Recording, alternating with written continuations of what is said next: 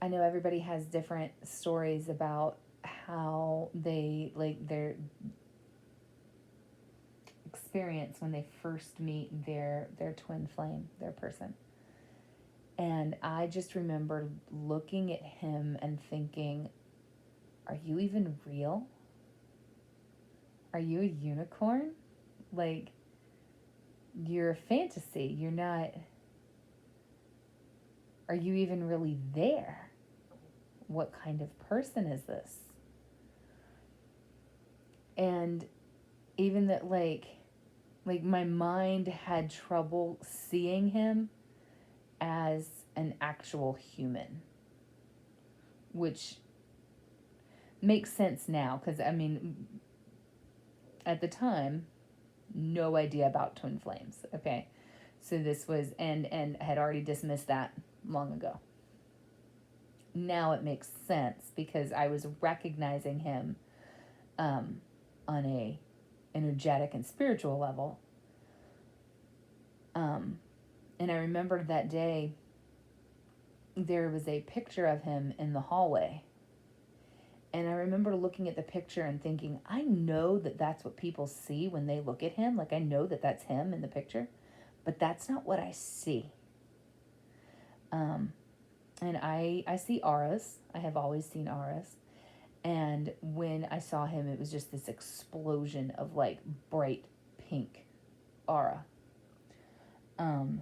I tried not to pay too much attention to that at the time because I was just starting a new job and I was just getting to know people. So I kind of dismissed a lot of the energetic sensations that I was having.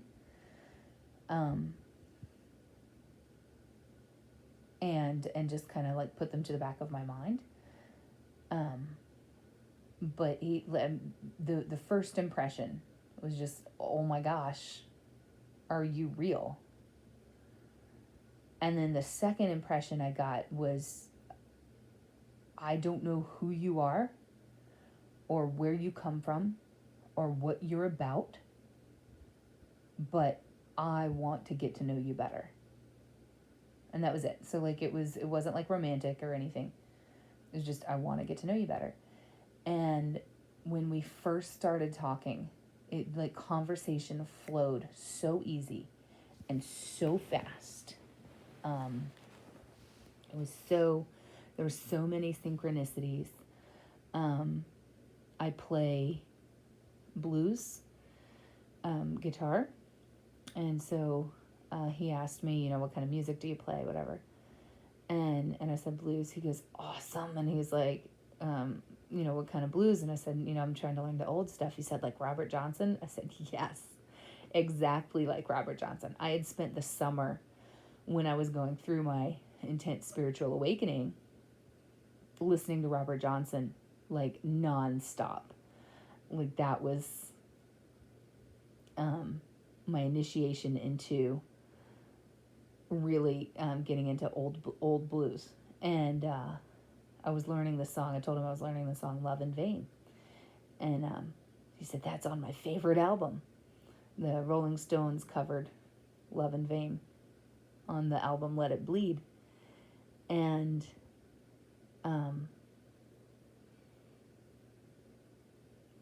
so I saw, what happened was I saw him at work for 2 days.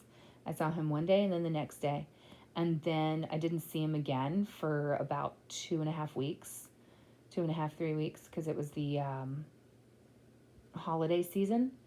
And I had other commitments during that time. So all of these little moments happened over the course of this 2-day period. So that was one of them with Robert Johnson, Love in Vain.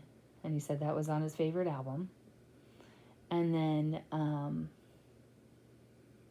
there was a student that we were working with. She was 10-ish. So, the first one was my cousin's little girl. She's 6. And then this little girl, she's 10. And evidently she was a very, very shy little girl. Or not shy, but quiet. And I did not see the quiet version of this child. She was wonderful. And she asked me at one point, she's like, "Do you have a boyfriend?" I said, "No." And then she looked at him and said, "Do you have a girlfriend?" And he was like, "No." And we kind of looked at each other like, "Oh my gosh, what is happening?" And this was the day that my cousin's little girl had said, "You need to go to work so you can meet your husband."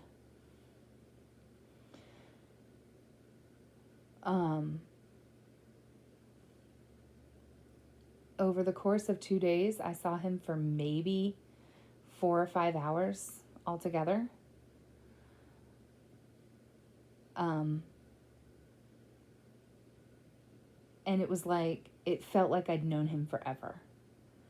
It felt like I said, I just had this sensation that, like, I want to know you better. I want to spend more time with you. And I didn't really care in what capacity. I wasn't really thinking romantically. Except that on my way home from work one of the days, I got this vision that flashed in my mind of he and I on our wedding day. And he was wearing a hat, and I was standing beside him. And he had a profile picture at work that I thought he was wearing a hat in, and he was not. But it was a couple months later that he wore that hat that I didn't know he had. And when I saw it, the first thing I thought was, oh, that's it. That's the hat he's going to wear at our wedding. And I was like, oh boy, how in the world do I know that? And then I had one other vision where we were, he was lying in bed, and I went to lean over him to get something off a nightstand, and I looked at him and I said, "Good morning, my husband." And I just had just swelled with pride that I got to be married to him. And that was another little vision that I had, just that flashed, just for a second, a split second, in my mind in those first 2 days that we met.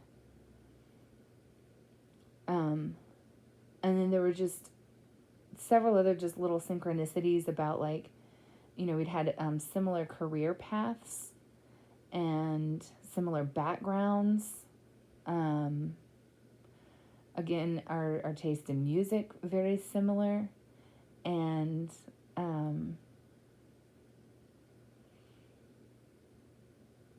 it just felt right.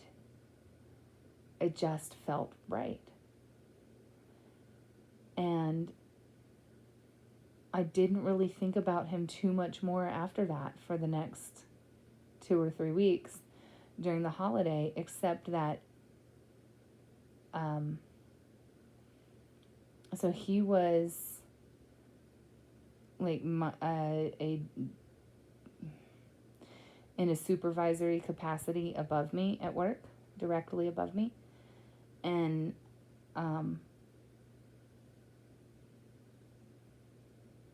I did listen to the Let It Bleed album several times over the course of that 2 to 3 weeks. And I told people how cool it was that my boss likes the same music that I do. But I didn't realize the impact that was made. And I certainly didn't put any stock into the spiritual and energetic component. It wasn't actually until I've heard people talk about their twin flame journeys and talk about the activation when they actually know that, oh my gosh, something is happening here.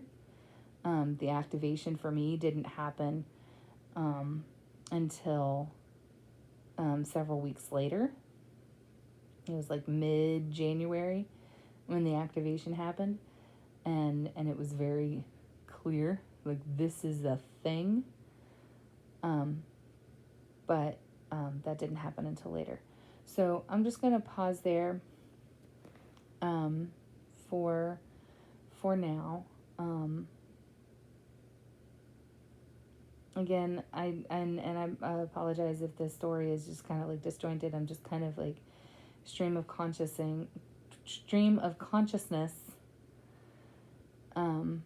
speaking about what I've experienced, just to have an opportunity to share. Anyway, so I hope that resonates with some of you. And again, if you're going through something and you're experiencing things that you can't quite explain, and when you try to explain it to people, they think you're nuts. You're not nuts, okay? You're not crazy. Own that for yourself.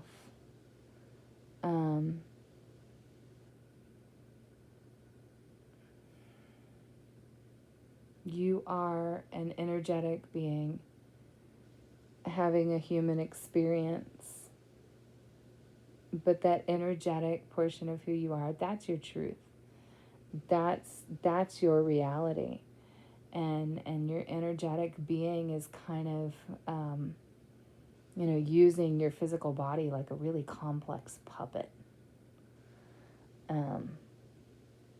And we kind of tend to get it backwards that we think that this puppet is the real thing, when actually there's the big hand inside that's controlling it. And the hand, of course, in this metaphor is your eternal soul, is your light being. So that's the truth of who you are. So whatever you're going through, just know that you are not alone, that we are all connected. As I've gone through this phase of my spiritual journey with the twin flame component, I've really keyed into the fact that we are one, that there is unity in the consciousness, and you are not alone. And yeah. All right. Take care.